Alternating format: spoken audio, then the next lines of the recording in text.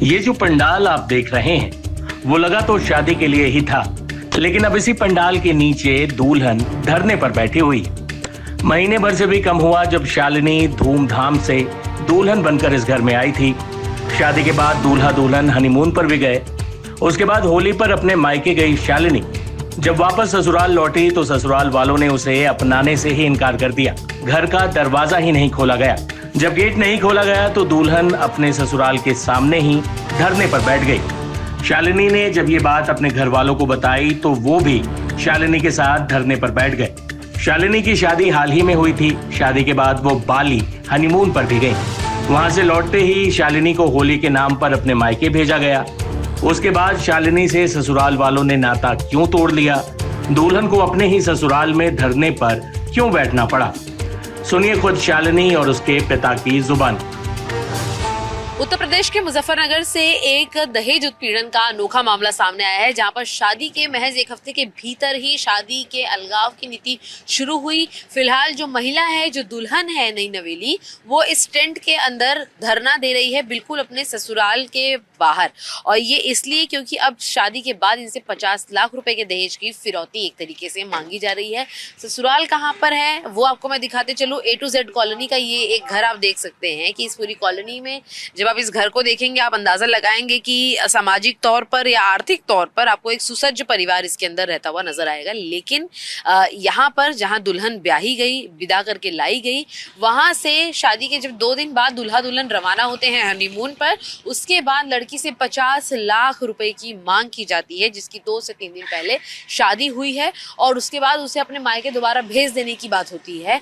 शादी के बाद हनीमून के बाद जब वो ससुराल वापस लौटती है, उसे मायके होली के नाम पर भेजा जाता है और वापस लाया ही नहीं जाता। पूरी कहानी क्या है ये खुद शालिनी की जुबान सुनेंगे। शालिनी संदल जो इस पूरे घटनाक्रम के अंदर फिलहाल विक्टिम है, इनसे बातचीत करेंगे। और आपको मैं बताते चलूं कि शालिनी की जो शादी है वो 12 फरवरी की हुई है और पढ़ाई लिखाई इनकी वकालत की रही है। शालिनी, अगर आपकी पूरी कहानी हम जाने तो शादी कब हुई, दहेज का मामला कहाँ से आया, पूरी बात बताइए। शादी मेरी 12 फरवरी को हुई थी और मतलब हम घूमने गए थे 15 तारीख में।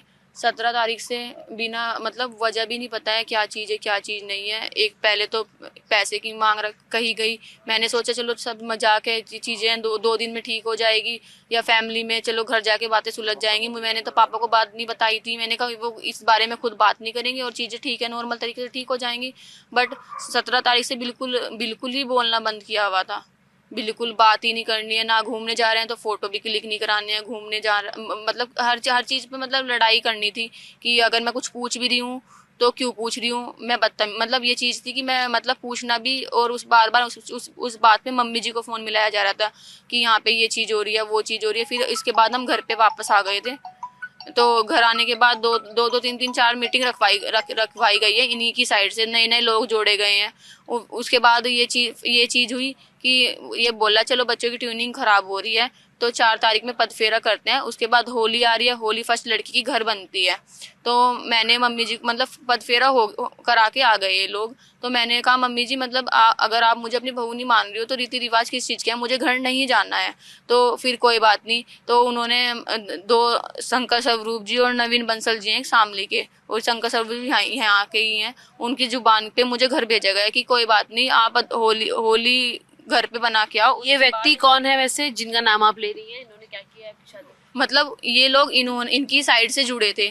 इन्होंने ही 2-3-4 बार मीटिंग की है, सेम बातें रखी हैं, सेम चीज़ें हुई हैं। मैंने 100,000 बार माफ़िया मांग ली, अगर मैंने गलती भी की है। मेरे घर वालों ने भी मांग ली है। बट फिर उन लोगों ने ये कहा कि उनकी साइड के लोग हैं कुछ, और मतलब दोनों ये कह रहे हैं कि हम दोनों बच्चों का मसला हल करवाने आए थे।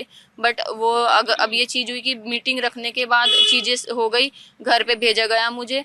अब वो लेन आने की बात हुई तो बृहस्पति पहले संडे में लेने आने का प्रोग्राम था, वो चेंज हुआ, मंडे हो गया। मंडे होने के बाद वो भी चेंज हुआ। मंडे में उनका फोन आता है कि हमारे मतलब हम सबके नंबर ब्लॉक में डाले हुए हैं, हर किसी मतलब आपके साथ साथ आपके पापा मम्मियाँ घर वाले जो हैं सब ब्लॉक लिस्ट? हाँ, नहीं पापा भी दी, जीजू, मैं, मतलब मेरी दी की बेटी जो छोटी सी है वो भी ब्लॉक में डाली हुई है इंस्टाग्राम, मतलब हर जगह से सब लोगों को ब्लॉक में डाल दिया गया।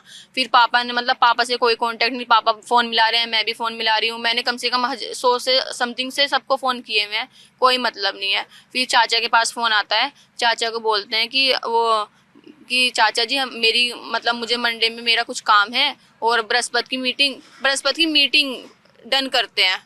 मतलब उसमें भी ये चीज़ नहीं था कि लेने आना है, वो भी मीटिंग बता दी। कोई बात नहीं, चाचा ने कोई बात नहीं, बृहस्पति को लेने तो आ रहे हैं, बृहस्पति को देखते हैं। बृहस्पति में लेने आया गया। लेने आने के बाद फिर वही चीज़ें स्टार्ट की गई। जब रोका हो, मतलब जब पदफेरा करा लिया था, पदफेरा हो गया था 6 तारीख में, सब चीज़ें ओके होके बात आने जाने की हो गई थी, तो फिर दोबारा से वही बातें क्यों स्टार्ट हुई? सबसे पहली बात तो ये चीज़ है।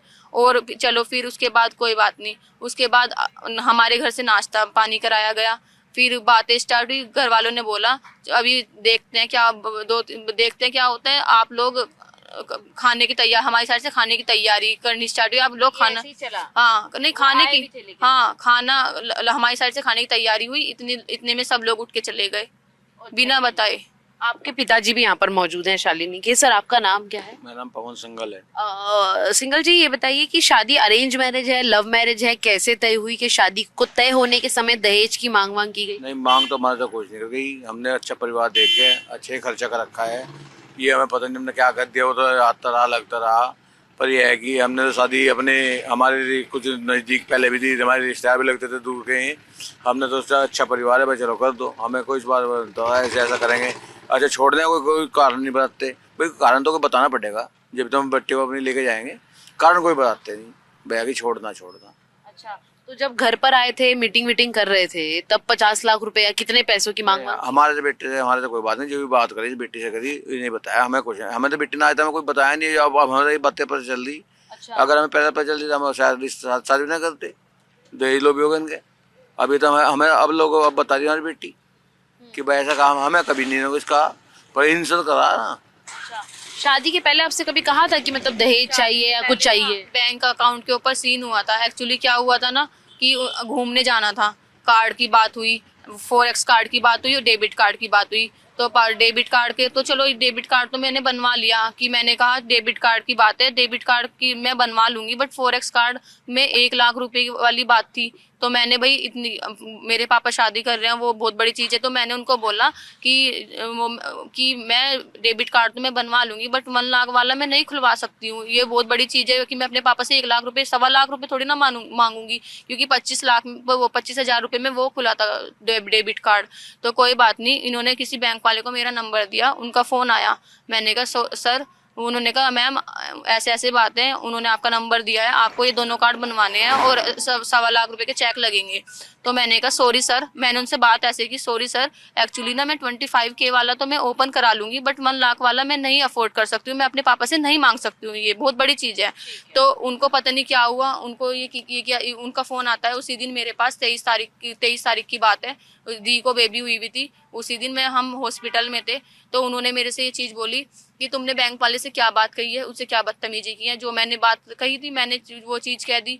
तो कह रहे हैं कि नहीं वो तो कुछ और बता रहा है। मैंने कहा आपको अगर वो कुछ और बता रहा है आप मुझे कॉन्फ्रेंस पे ले लो, कोई बड़ी चीज़ तो नहीं है कि मैंने उनको ये बोल दिया। तो उन्होंने बोला कि मैं कॉन्फ्रेंस में नहीं रह सकती, इसमें वो बेइज्जती है, ये है वो है, और उसके बाद देखते हैं शादी होगी भी या नहीं, और कोई बात नहीं चलो ठीक है।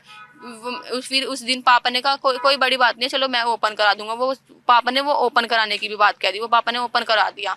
उसके बाद कोई बात नहीं, उसके बाद 15 दिन से मैं फ़ोन भी कर रही हूँ, बात मतलब बैंक की काम की वजह से हमारी बात भी हो रही थी, ये चीज़ें भी हो रही थी।